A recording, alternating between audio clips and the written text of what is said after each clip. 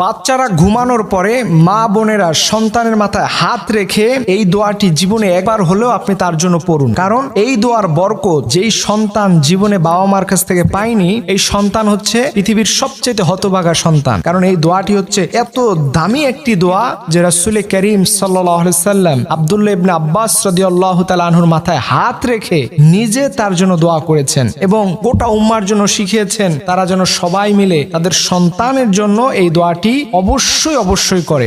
ভালো মানুষ এসে পরিণত হবে এবং এর মাধ্যমে তার মাথার ব্রেন শক্তি, তার মেধা শক্তি এত বেশি বৃদ্ধি পাবে যে আপনি কল্পনাও করতে পারবেন না। এর জন্য রাসূল সাল্লাল্লাহু আলাইহি সাল্লাম আমাদেরকে শিখিয়েছেন যে অবশ্যই এই দোয়াটি তার মাথায় হাত রেখে ঘুমানোর পরে তোমরা পড়বে, আল্লাহুম্মা ফাক্কিহু ফিদ্দীন ওয়া আল্লিমহু তাউইলা। এই দোয়াটি আপনি আপনার সন্তানের মাথায় হাত রেখে জীবনে একবার হলো